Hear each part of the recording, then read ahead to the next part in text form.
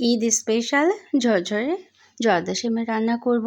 ঝুরঝুরে সেমাই, তবে অনেক বেশি ক্রিস্পি এবং অনেক বেশি মজাদার হয়ে থাকে। আসসালামু আলাইকুম, আমন্ত্রণ রইল আজকের রেসিপিটি দেখার জন্য। আশা করছি কাছে দূরে সবাই অনেক বেশি ভালো আছেন। আমরা তো সেমাই রান্না অনেকভাবেই করে থাকি। জর্দা সেমাই, ভিজা জর্দা সেমাই কিন্তু ঝরঝরে, আবার শুকনো জর্দা সেমাই, এটা মুচমুচে।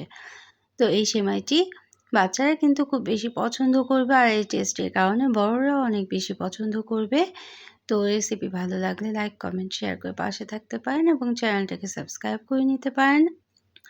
তো লম্বা ধরনের সেমাই নিয়ে নিলাম 1 বাটি পরিমাণ, খুব বেশি নিইনি আমি। তো সেমাইটাকে খুব ভালোভাবে ভেঙে চুরে নিতে হবে। আর ভাঙার জন্য এভাবে যদি ভাঙতে যান তাহলে কিন্তু ছড়িয়ে পড়তে পারে। আমি খুব আস্তে আস্তে ভেঙে নিয়েছি। আর তার পরিবর্তে একটা পলি ব্যাগে নিয়ে সেমাইগুলো ভেঙে নিতে পারেন, সেটা কিন্তু চারদিকে ছড়িয়ে পড়বে না। তো অসংখ্য টিপস সহ আজকের রেসিপিটি শেয়ার করব, আশা করছি অনেক বেশি ভালো লাগবে। তো এভাবে করে ভেঙে ছোট পিস করে কেটে নিতে হবে আর কি। আর সাথে নিয়ে নিলাম নারকেল কুড়ানো, চিনি পরিমাণ মতো এবং এলাচ, দারচিনি নিয়ে নিয়েছি। মাত্র কয়েকটি উপকরণে এই মজাদার সেমাইটা রান্না হয়ে যায়। তো সেমাইয়ের যে একটা গন্ধ থাকে সেটা কিন্তু অনেকে পছন্দ করে না। আর এই ঝুরঝুরে সেমাইটা রান্না করার সময় এই জন্যেই প্রথমে ঘি ছাড়া, তেল ছাড়া এভাবে করে টেলে নিতে হবে বা ভেজে নিতে হবে শুকনো একটা কড়াইয়ের মধ্যেই। এভাবে করে ভেজে নিতে হবে, তবে নিচের দিকে যেন পুড়ে না যায় সেটা খেয়াল করতে হবে। অর্থাৎ অনবরত নেড়ে নেড়ে 5 থেকে 7 মিনিট সময় নিয়ে যখন একটা হালকা রং আসবে এবং হাত দিয়ে দেখতে হবে কিছুটা মুচমুচে ভাব হবে, প্রয়োজনে দাঁতে দিয়ে দেখতে হবে। একটু মুচমুচে যখন হয়ে যাবে ঠিক তখনই নামিয়ে নিতে হবে। আর তার আগে 1 টেবিল চামচ পরিমাণ ঘি দিয়ে নিলাম। ঘি দিয়ে কিছুটা সময় নেড়ে চেড়ে নিতে হবে। ঘি দেওয়ার পরে খুব বেশি ভাজার দরকার নেই। বেশি ভাজতে গেলে, বেশি যদি রং চলে আসে তাহলে কিন্তু এর টেস্টটা নষ্ট হয়ে যেতে পারে। জাস্ট ঘি বা বাটারও দেওয়া যেতে পারে, বাটারের সাথে মিশিয়ে নিতে হবে সেমাইয়ের অংশগুলো এখন ঠিক এভাবে করে। আর অবশ্যই কিন্তু ঘি অথবা বাটার দিয়েই এই রেসিপিটা করতে হবে। তেল দিয়ে করলে কিন্তু এই স্বাদ কিছুই আসবে না, পারফেক্টলি আসবে না। অবশ্যই কিন্তু এই বিষয়টা খেয়াল করতেই হবে, এটাও কিন্তু আর একটা টিপস। তো এভাবে করে নেড়ে আমি নামিয়ে নেব এবং এই কড়াইয়ের মধ্যেই নারকেল কুড়োনোটা ভেজে নিতে হবে। তো নামিয়ে নিলাম এবং এর মধ্যে আমি পরিমাণ মতো নারকেল কুড়োনো আর চিনিও দিয়ে দিলাম। এখানে 1/4 কাপ পরিমাণ নারকেল কুড়োনো এবং 1/4 কাপ পরিমাণ চিনি দিয়ে দিলাম। আর এলাচ, দারচিনিটাও দিয়ে দিতে হবে। এলাচের কিন্তু মাথাটা ফাটিয়ে দিতে হবে এবং দারচিনির অংশগুলো কিন্তু ছোট টুকরো করে দিতে হবে। তারপরে নেড়ে নিতে হবে। এটাও কিন্তু নিচের দিকে যেন লেগে না যায় সেটা খেয়াল করতে হবে। প্রথমে কিন্তু ঘি দেয়া লাগবে না, ঘি কিন্তু পরে দিতে হবে। প্রথমে নারকেল থেকে যে একটা পানি আসবে এবং চিনি থেকেও একটা পানি উঠবে এবং নারকেলের যে তেল থাকে সেই তেলেই কিন্তু নারকেল এবং চিনিটা ভাজা হয়ে যাবে। তো পানিটা কিছুটা কমিয়ে নেওয়ার পর চিনির যে পানিটা উঠলো সেই পানিটা যখন একটু কমে আসবে ঠিক তখনই আমি এখানে সেমাইটা দিয়ে দেব। সেমাই দেওয়ার পর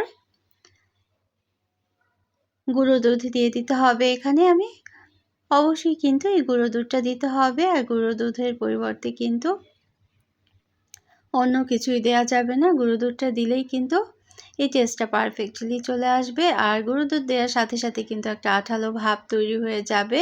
তো ভয় পাওয়ার কোনো কারণই নাই। নিচের দিকে লেগেও যাবে, লেগে গেলে কিন্তু চুলাটা কিছুটা সময় বন্ধ রেখে তারপর আবার মিশিয়ে নিতে হবে।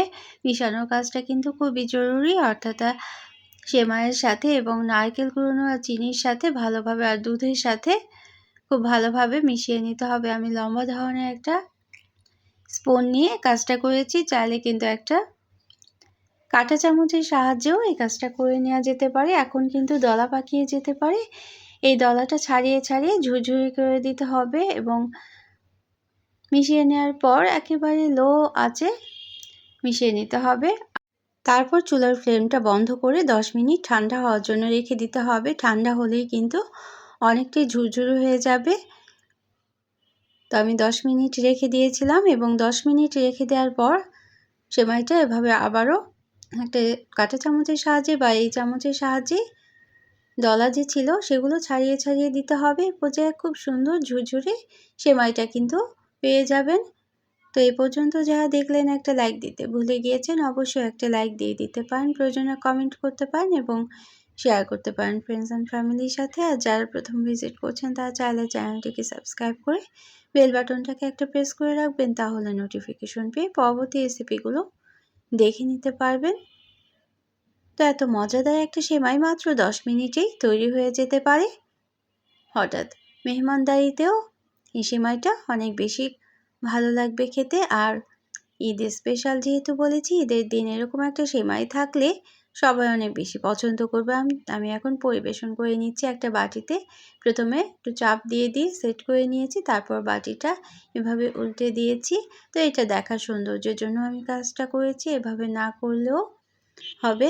তো এখন কাঠবাদাম 10 মিনিট ভিজিয়ে রেখেছিলাম।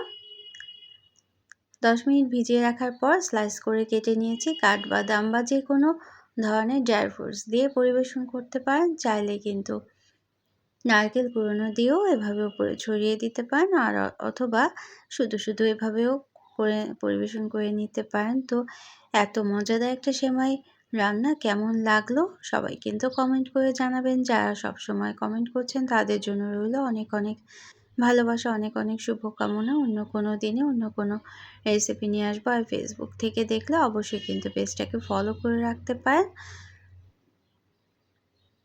তো সবার জন্য অনেক অনেক ভালোবাসা, অনেক অনেক শুভকামনা। Thanks for watching. আমরা সবাই সবার জন্য দোয়া করব। আল্লাহ হাফেজ।